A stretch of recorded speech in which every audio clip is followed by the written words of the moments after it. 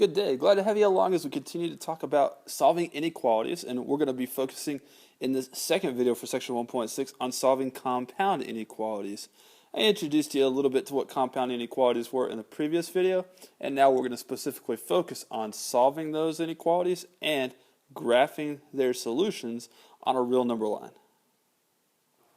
Now let's start our investigation of these compound inequalities in a similar way to what we did with just inequalities in general. I want to talk about what solutions are, and I also want to break down compound inequalities into two categories: compound inequalities with the word and compound inequalities with the word or. We're going to begin with the and inequalities, as you see. And when I say talk about solutions, remember that a solution for an inequality is any number that makes the inequality true.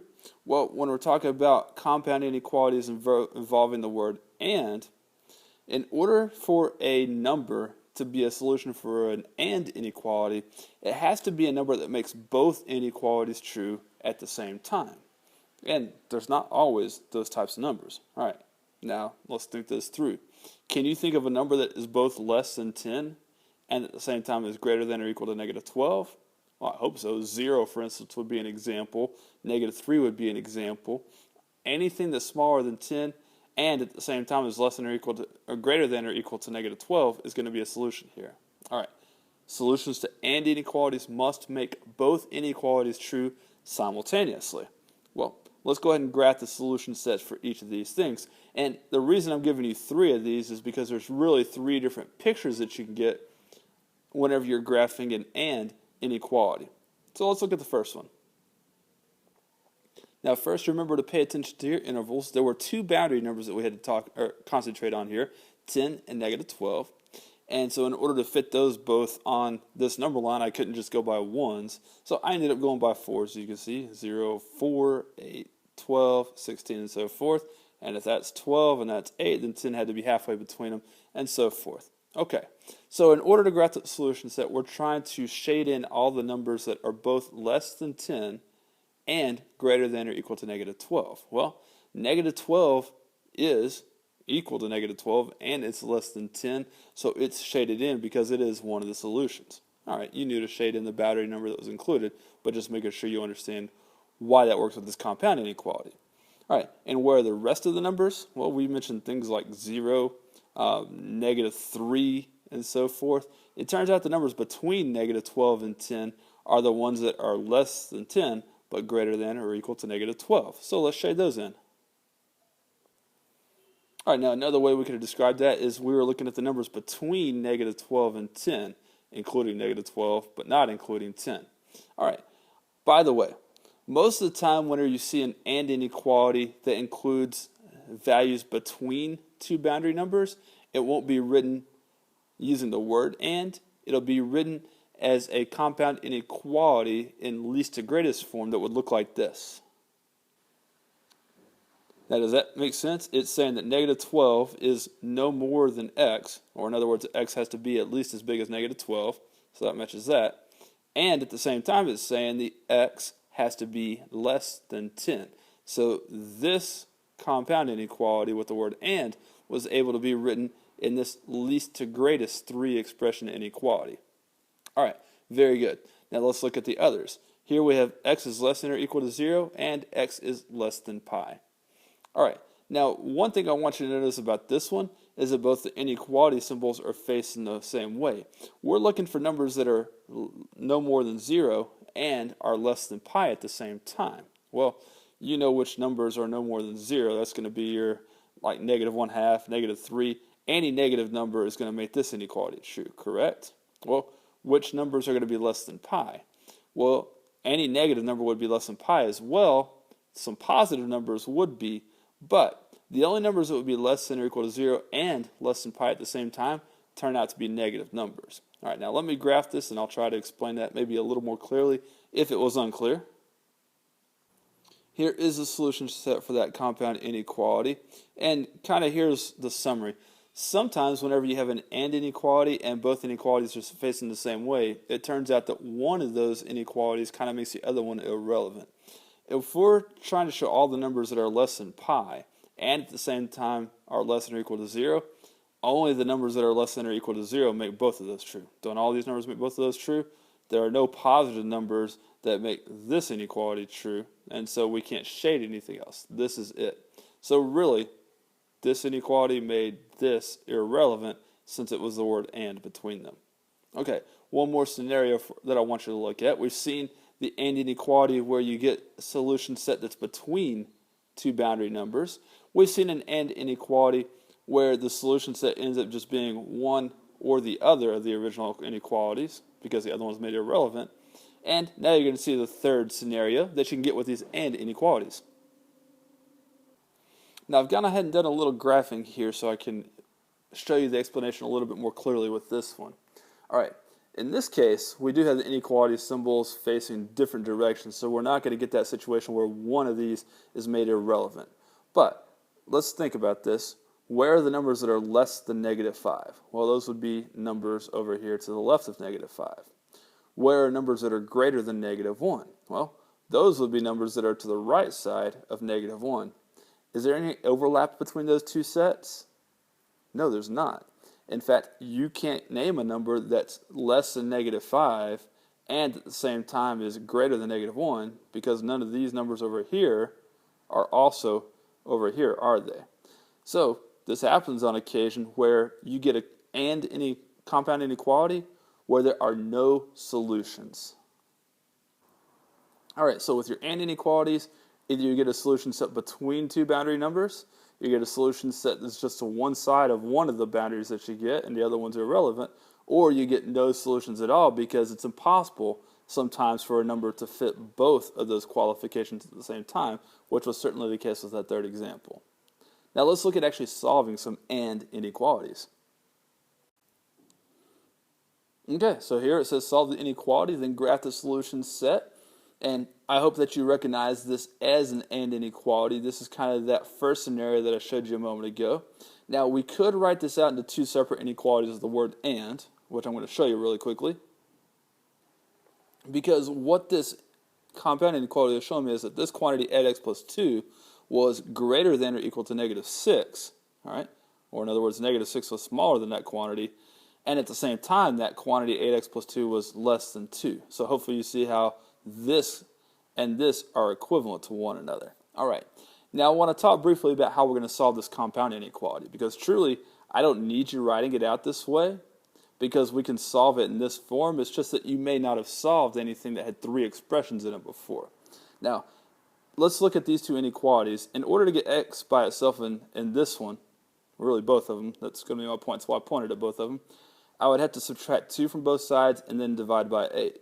Well, I'd have to do the exact same thing here, subtract 2 from both sides and then divide by 8. So if both of these inequalities require me to subtract 2 and then divide by 8, or in other words, they require the same steps, then we can take care of them all three at once whenever the compound inequality is written in this simpler looking form. And so if you've got one quantity that's between two others, I'd rather you write it in this form right here. And then here, let's go about the solving of it. We already said the steps to solving to getting x by itself in this expression would be subtracting 2 and then dividing by 8. All right, well what we're going to do is we're just going to do the same thing to all three expressions at once in order to get x by itself in the middle. So let's subtract 2 from each of those three expressions. -6 minus 2 is -8, less than or equal to. 8x plus 2 minus 2 is just 8x. And then 2 minus 2 is 0. You see how that works? Doing the same thing to each of those three expressions. And now to get x by itself in the middle, we've got to divide by 8, so we're going to divide all three expressions by 8 simultaneously. -8 divided by 8 is -1. 8x divided by 8 is just 1x. And of course, 0 divided by 8 is 0. So the solution to that compound inequality is any number, I forgot my equal to sign right there, any number that is between -1 and 0, including -1. Now let's graph that solution set. All right, we said we're looking at values between -1 and 0, including -1, so that's shaded. The 0 is not. We'll highlight what's between them. There's our solution set for that compound inequality. Anytime you've got this and inequality situation where we've got one quantity between two others, you should end up on a graph with some solutions, the solutions that lie between two quantities like this. Let's look at one more example of solving an AND inequality. And you're going to see this time I actually had the word AND written out. And part of the reason for that is I simply don't have any expression in this inequality that's also part of this inequality. So it would be impossible to kind of write it out the other way, at least for now. We'll see if it's possible a little bit later on. Now in this instance we have no choice but to just go ahead and solve the two inequalities separately, and that's fine. Let's go ahead and take the first one and we'll subtract 4 from both sides first. So that'll give us negative 3x is greater than 9. And then we'll divide both sides by negative 3. And keep in mind, we are dividing both sides of an inequality by negative 3. And so we must reverse the inequality symbol when we divide both sides by that negative number. And we'll get x is less than negative 3. So those are the solutions for this first inequality. Then for the second one, we've got 6x is less than or equal to negative 6. Now, all we need to do to isolate x is to divide by 6. By the way, it's irrelevant that this number over here is negative. The number we're dividing by is positive 6, and if you're dividing by a positive number, you do not reverse the inequality symbol. We'll simply get x is less than or equal to negative 1. So, our solutions here are any numbers that are less than negative 3 and at the same time are less than or equal to negative 1. Let's look at how the graph of that's going to look. And what I want you to think about is that whether it's possible for a number to be less than negative 3 and at the same time be less than or equal to negative 1. Well, the numbers that are less than negative 3 are all to the left of negative 3. The numbers that are less than or equal to negative 1 are all to the left of negative 1. There's an overlap right here. All the numbers that are less than negative 3 are also less than negative 1. And so that's going to be our solution set, is simply this region over here. This is that second scenario I was talking about, where it turns out one of the inequalities kind of trumps the other one. This one was irrelevant because all the solutions had to be less than negative 3 anyway, if they were to be this. So, there you go. That's AND inequalities. Now what I'd like to do is talk about the OR inequalities, and it turns out there's 3 different examples of that as well, 3 different scenarios that you can get whenever you're graphing an OR inequality. Now, the big difference between an AND inequality and an OR inequality is with an OR inequality, you graph all the solutions that make either one of these inequalities true. And they don't have to make both of them true. They can. But all they have to do is make one or the other inequality true. Okay, so let's look at that with the first one. Now, graphing the OR inequalities takes a little bit less thinking, because since anything that makes either one of them true is a solution, you can just graph them kind of separately. So, if x can be less than or equal to 2, what I can do is just go ahead and graph everything that is less than or equal to 2.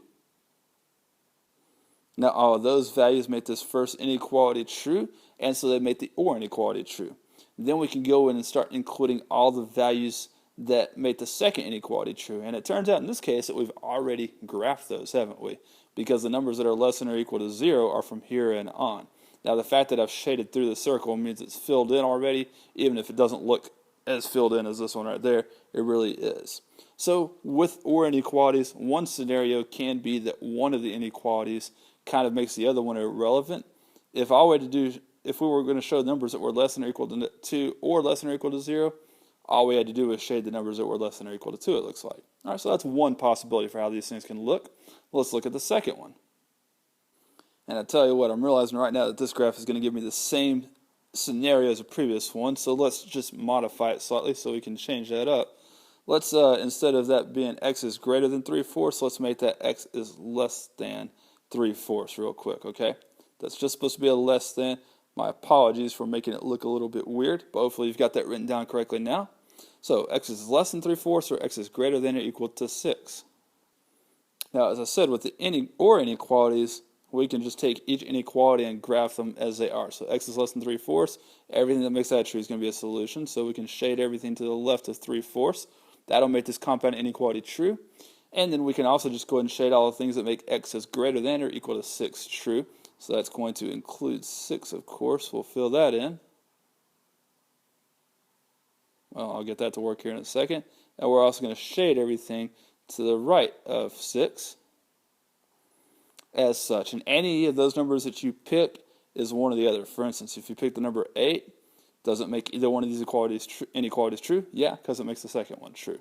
So sometimes with or inequalities, you end up with a situation where you have all the numbers to the left of one boundary shaded and all the numbers to the right of another boundary shaded. Or in other words, two rays that are pointing in opposite directions. That's a very common situation, by the way. And then there's a third scenario you can get with or inequalities. And that will be represented here. And this is written correctly, by the way. We don't have to change that. Yay. All right, well, there's my boundary numbers created. Let's go ahead and graph everything that's less than 3. Right there. And then let's graph everything that's greater than -1. Well, some of that's an overlap. And then everything to the right. Now, did you notice how I ended up shading everything on the number line whenever I did that? Well, the third scenario with or inequalities is that it's frequent that all real numbers are solutions. And that's the case here. Which means you think of any number you want to. 0, for instance. And it's going to be a solution to one or the other's inequalities. Well, 0 happens to be less than 3, so it makes this one true. 17. 17 happens to be greater than -1, so it makes this one true. I don't care what number you think of, it's a solution to one or the other, or sometimes both at the same time. And so all real numbers are solutions to that or inequality. Okay, let's look at an example of solving an or inequality, then I'll have one more example after that for us to look at. Here you see we're solving this or inequality. 6x plus 2 is greater than 5, or the opposite of x is greater than 4. And we're going to graph the solution set on the number line below. Let's get right to it. Now I should mention that with an or compound inequality, you never just write it with the 3 expressions where you say one number is between the other two. That doesn't fit the or description whatsoever. We're going to have to solve each of these separately.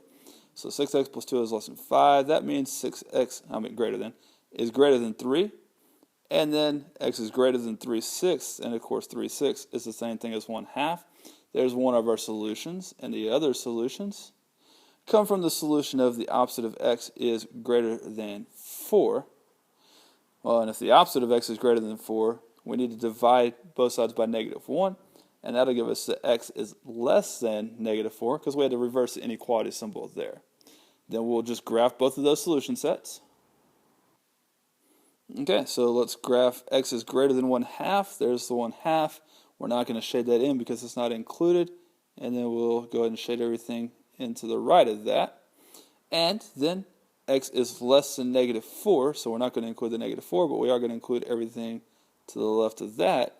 There's our solution set. Because of the word or, anything that made this true or this true had to get shaded again. All right, that was the old the solution set was two different sets. You go in opposite directions. Not quite opposite rays, but rays going in opposite directions. Those are different, by the way.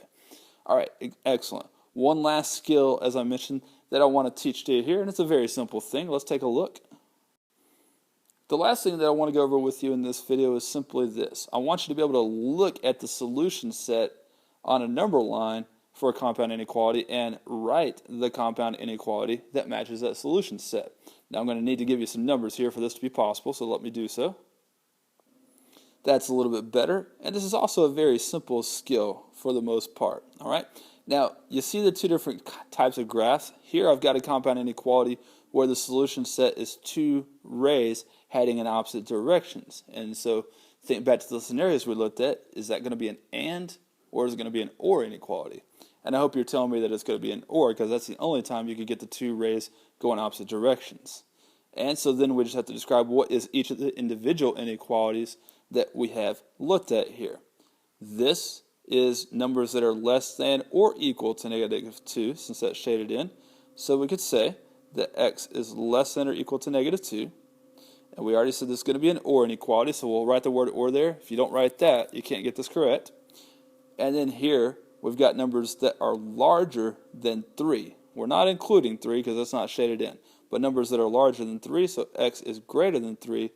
This is the second of that particular compound inequality. Easy, right?